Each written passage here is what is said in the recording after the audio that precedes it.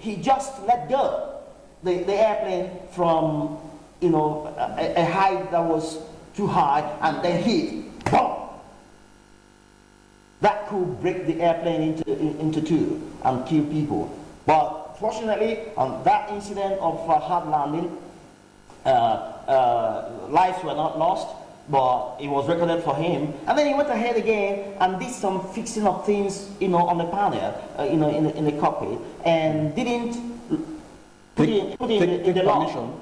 Didn't even put it in the law. You see, the aviation is such an organized, you know, sector. Any step you take must be logged in. You must put it down. You must report it, so that the next set of crew that will fly that same airplane will understand what went on, just in case they have issues, they know how to track and trace what the issues are. Well, this young man did that.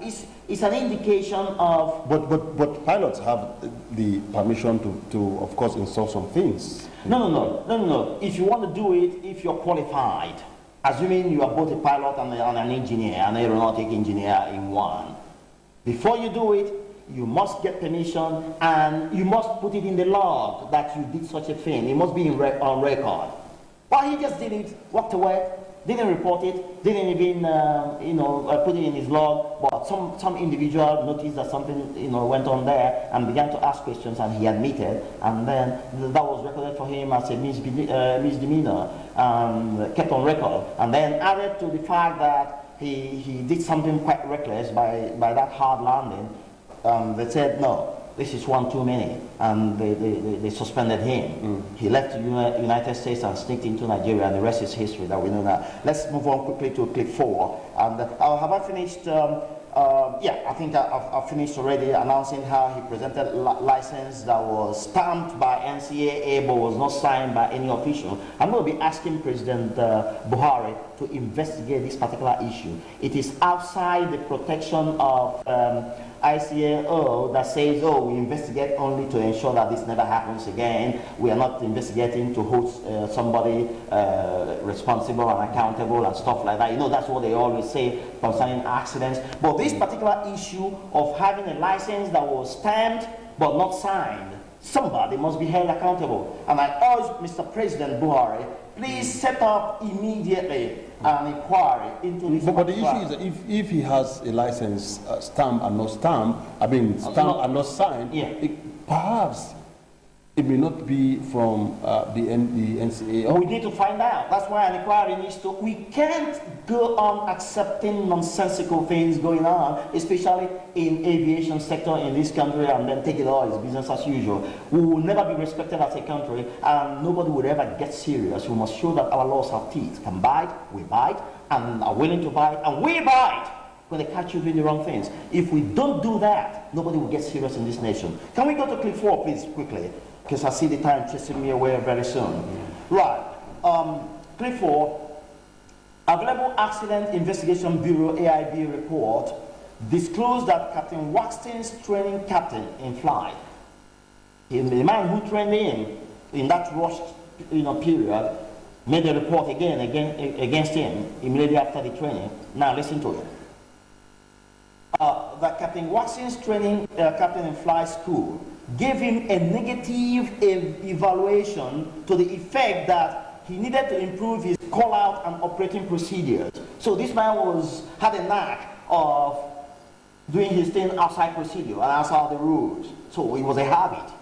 It was a habit. All right? Now, the training captain also commented that Mr. Waxton needed to adhere to the Abuja company procedures, and that is the DANA procedures, and pilot monitoring and radio telephone procedures. So, you know, I told you, in aviation, everything is organized and everything is done in a particular, you know, set of ways for safety. Number one, safety. All right. So this young man had a knack of doing his thing his own way, not in according to procedures. That was reported by his trainer. Now, sadly, this training captain's negative evaluation was issued on April 26, 2012, barely 6 weeks before the unfortunate and unnecessary crash. Now, on the photograph there, you have our, darling of Anambra State, also the then Minister of Aviation, Stella Odua, distinguished senator right now, the distinguished senator Stella Odua. That's why I posted it as a reminder. And that is a young man in his American cowboy cap, the Captain Waxton, on the photograph there. So let's move to clip 5 very quickly, please. Here we go, clip 5. Now listen to this, Joe, it will interest you. AIB records neither confirmed nor denied whether Captain Waxton made the required improvements before being issued his unsigned pilot's license. There is no report to tell us whether he made that required improvement in all those things pointed out by his trainer. Before he was, there's no mention, that's silent in the report. And the report, however, maintained that Captain Waxton's training was rushed. AIB admitted that his training was rushed. That's where he was trained. No. Here, the training that was given to him both on simulator and ground before he was employed. That's correct, by Dana Air. All right. Okay. So Captain Peter Waxton was said to have accumulated only 120 hours of flight time after his training before this crash. All right. That's quite small. The minimum that should allow you to handle any aircraft as a captain is 1,500 hours. All right? He 120 hours. He did 120. Yeah. There was no documented evidence that the crew underwent the compulsory and all-important crew resource management (CRM) training before the accident. CRM is the training where pilots or crew rather generally are taught how to communicate with each other, share information. There used to be a time when captains were lords in the airplane. Anything they said was like, word from God, from heaven, and nobody argued with them. No, the new idea is that if a captain gives an instruction, his co-pilot, if he thinks that instruction is wrong and dangerous, can resist and say, no, Captain, this can't happen, this is not right, and stuff like that. They have to have a way of communicating amongst themselves and being sure that safety is guaranteed. That's the CRM, training. And so they didn't have that. All right. So that's the young man on the photo. I mean, if you look at that clip 5 quickly, that's the young man on the photograph there again, in his captain's attire, and that is the scene of the accident on the right. That slaughtered 153 and 10 more on the ground. But my viewers, let me warn you that clip 6 is gory and graphic. If my dear viewers, clip 6. Your discretion here should be applied. Yes, your discretion for clip 6 should be applied. If you think you can't stand what you're about to see, please shut down your TV now. All right, clip 6, please.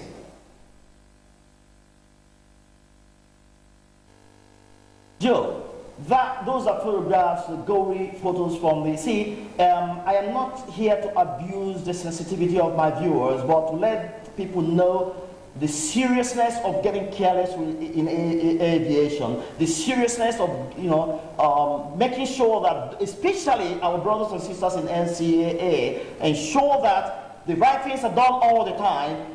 That is the young man, Captain Waxton, courtesy of NigerParts.com. That is a photograph when he was picked up from the rubble, burnt out, no clothing on his body, in a body bag. That's Captain Waxton there. That's how he ended up. On the left. On the left. And then on the right is one of the innocent passengers also pulled out from the burnt out rubble. Totally burnt. That's a young Nigerian that was one of those that lost their lives. And look at the third photograph, the grief of family members who lost their loved ones. You don't want to experience this, Joe.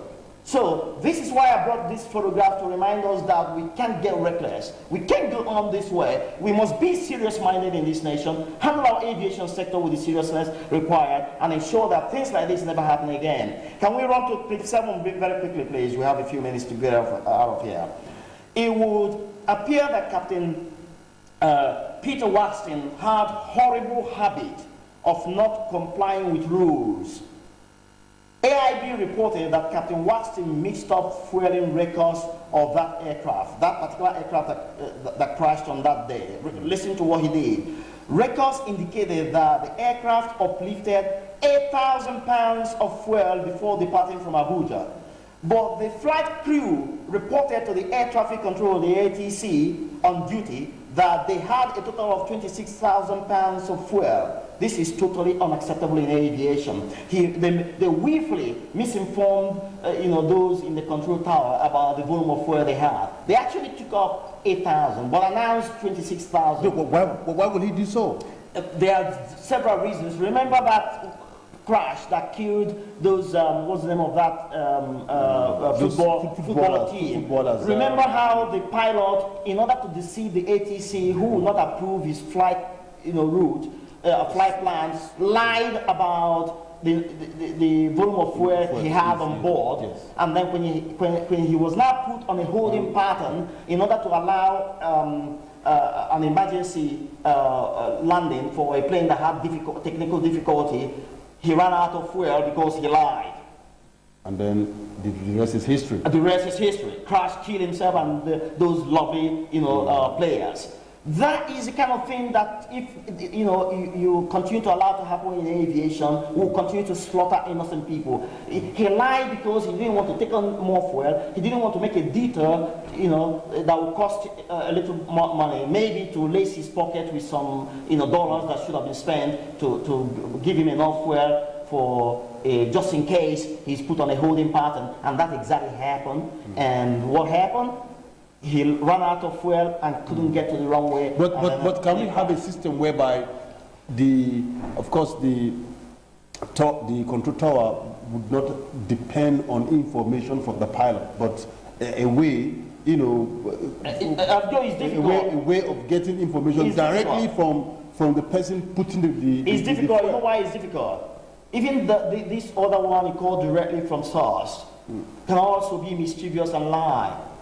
And you don't want to hold anybody else responsible except the crew, the captain and his first officer, and perhaps the flight engineer who are in charge conducting that flight. They are the best people to give you information. So if they choose to lie, they take responsibility for telling deadly lies. So it's really difficult. I understand the point you're making, but I don't think it would work. The crew must always accept responsibility for whatever happens and whatever they do. So final clip quickly. Let's run out of this studio right now. Clip 8 very quickly, please. Clip 8. Yeah, here we go, Joe. Here's a conclusion of Accident Investigation Bureau. Listen to the damning conclusion they made in that investigation, Joe. The Accident Investigation Bureau, AIB, concluded by making the following sad observations. One, that Captain Peter Waxton had previous regulatory issues with the American FAA, which led to his suspension at that time. Two, that all the reference letters presented by Captain Peter Waxton to Dana Airlines were neither signed nor authenticated, and yet Dana Airline employed him. Mr. President, sir, you must do something about this. I'm talking about President Buhari. We must do something about this. The background checks by both NCAA and Dana Airlines were inadequate. Four, that the line training given to the captain was hurriedly carried out. Five, that there was no evidence that the deficiencies observed by the checkout captain during the line training were addressed before the accident. So all those observations made by the guy who supervises training, ground training and line flight training and simulator training, nobody could ever confirm that those adjustments were made before the guy. For Captain Peter Waxton and other innocent passengers and crew on board an Air Flight 992, the overstretched bubble burst on the 3rd of June 2012. Okay, now let's... How sad. Very sad. Yeah. Now, as a way of preventing this, all what we are doing here is, of course, a look at what has happened and what we can do to prevent it from happening in the future. The airplane, of course, was not in a good condition, 2 years before that crash. That's correct. And coupled with the fact that we have someone whose antecedent is really, really negative when it comes to flying. That's correct. It should never happen. Two errors coming together. That's right. Someone who has errors when it comes to flying, and of course, flying an erroneous airplane. Yeah. Now, as a way of preventing this, can we, go by the way of Kaduna State Governor's plan, who of course test teachers, and discovered that a whole lot of them have issues. That's right. Can we also borrow that and say, now let's do a background check on all our plans? That's why I've just called out. That's why I've just called out on Mr. President very respectfully, sir. Mr. President, sir, set up immediately an inquiry committee to look into that Dana air crash. This time around it's not on Dana, per se. Yeah, what I'm saying is, but on all the existing pilots. That's correct. Let's do a background check to see those ones. You have a reference point, and then it's the prerogative of Mr. President to expand it, to say to the team, listen, even though I want to know exactly, where people went wrong. But of course we have a Minister of Aviation who can also set it up. Whose decision can hold water. Funnily enough, Joe, for the first time, he's a member of my aviation club WhatsApp group, and for the first time last night, he posted an AIT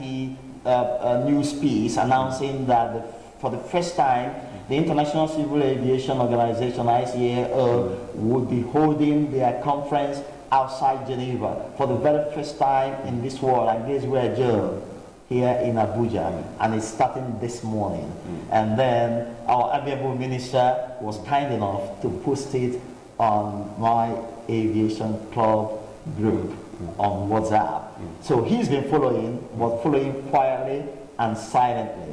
And last night he broke the silence. Which is why I'm saying that we really don't have to go straight to the president. He has his field officers. That's correct. And of course, Mr. Hadi Sirika is one very strong and vibrant man whose decision really can go a long way in addressing some of the anomalies that we have outlined. Joe, I will accept your counsel and redirect my request. Honorable Minister, sir, kindly set up an inquiry immediately. We need to find out the hard truth about what happened with those saddled with the responsibility to ensure safety in the skies in this country. Get culprits, find culprits and get them punished. It's the only way that people can get serious. And then possibly expand it to now do further background checks on even existing pilots in the country at the moment. It will help us quite a lot. Mr. Minister, I hope you will take this request seriously, because the only way people can get serious is to know that our laws have teeth, can bite, willing to bite. But our laws have been biting. Recently they've been biting. That's correct. This one has to bite a little harder so that we can get serious as a people. Joe, this is what I preach all my life. People must get serious and be disciplined. It's the only way. The magic of all the so-called civilized society is not because they don't have their own fair share of charlatans. They do. But it's all just because those that are doing the right thing are much more, and they keep the charlatans under the table, and then you come in as a visitor, you don't even know those charlatans are there until you stay in and live with them. That's when you find out that they have a whole lot of charlatans themselves. And the charlatans are on a daily basis. That's correct. And then but over here, you come in within the first hour, you see more of the charlatans than the responsible ones, and that's what the difference is. And then we need to reverse that, and it's reversible. You sure? Yeah, sure. It is. Okay, that is, of course, the much we have on this discussion segment. We've, of course, taken time to look at the the outcome of the election in Anambra State, where Mr. Goddy Ike, your #1 aviation freak, hails from, and he, of course, has given us deep information on how the winner of the election prepared very, very well, worked hard even into the night to ensure that he cajoled the people to, of course, get their vote. And from us here, we are saying congratulations, Willie Obiano, for winning the Anambra State governorship election. Of course, another 4 years